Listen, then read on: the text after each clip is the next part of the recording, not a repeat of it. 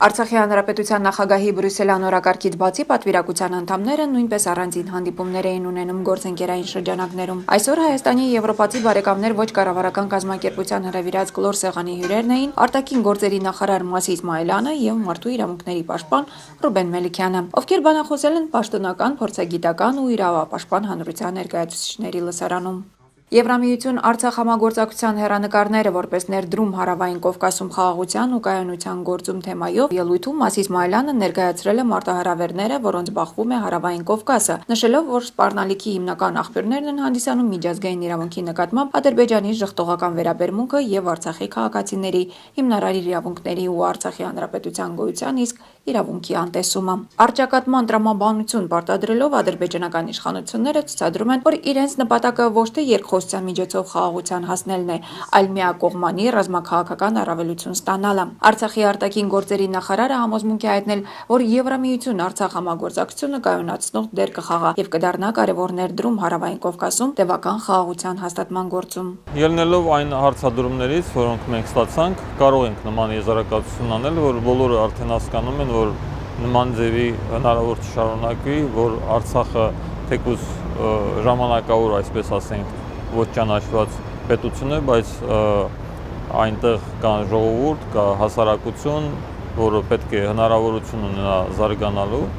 եւ այդ ապաշրջափակման խնդիրը պետք է լուծվի եւ այդ հնարավորությունները պետք է ստեղծեն առաջին հերթին հենց հումանիտար ոլորտում, լինի դա կրթություն, առողջապահություն եւ այլն, որ մեր ժողովուրդը կարողանա օգտվել այն ամենից, ինչը կարող են օգտվել ճանաչված պետությունների ժողովուրդները։ Այս առումով տեղաշարժ կա եւ մենք այս միտումը պետք է զարգացնենք եւ մեր կողմից մենք պատրաստակամություն ենք հայտնել, որ Արցախի իշխանությունները բաց են համագործակցության համար Եվրոպայի միության կառույցների հետ եւ ինձ թվում է դա ընկալվեց ներկաների կողմից։ Մասիս Մայիլյանը նշել է, որ Եվրոպայի հետ համագործակցությունը առճակատումն ու մեկուսացումը որպես հակամարտության կարգավորման միջոց օգտագործելու անթույլատրելիության ազդանշան կդառնա, քանի որ դրանք հղի են ողջ տարածաշրջանի ապակայունացմամբ։ Արտգործնախարարն ընդգծել է, որ մարդու իրավունքների եւ հիմնարար ազատությունների խթանումը չպետք է պատան դառնա ադրբեջանա-ղարաբաղյան հակամարտության չկարգավորվածությանը, իսկ Արցախի չճանաչված կարգավիճակը չպետք է խոչընդոտ հանդիսանա Արցախի եւ Եվրամիության միջև համագործակցության համար։ Հետաքրություն կա Արցախի նկատմամբ այնտեղ տեղի ունեցող գործընթացների վերաբերյալ եւ մենք այս հնարավորությունը օգտագործեցինք շփվելու համար փորձագիտական, պաշտոնական, վերլուծական շրջանակների հետ եւ այդ իրենց հետաքրությունը բավարարելու համար։ Արցախի օմբուդսմենն իր ելույթում ընդգծել է միջազգային իրավապաշտպան համայնքի հետ հարաբերությունների հաստատման եւ զարգացման կարեւորությունը։ Ռուբեն Մելիքյանը ներկայացրել է Արցախում մարդու իրավունքների ընդհանուր վիճակը, առկա մարտահրավերները եւ դրանց հաղթահարման ուղղված քայլերը։ Օմբուդսմենը մասնավորապես կարեւորել է հոկտեմբերի 16-ին հրապարակված Արցախի հանրապետության նախագահի ծրագիրը, որում ամրագրվել է Արցախում մարդու իրավունքների ազգային ռազմավարություն մշակելու եւ կենսագործելու Արցախի պետության քաղաքական իշխանության հանձնառությունը։ Եվրոպայի իրավապաշտպան հանրության ուշադրությունը դրա վրա հրավիրեցի եւ մեր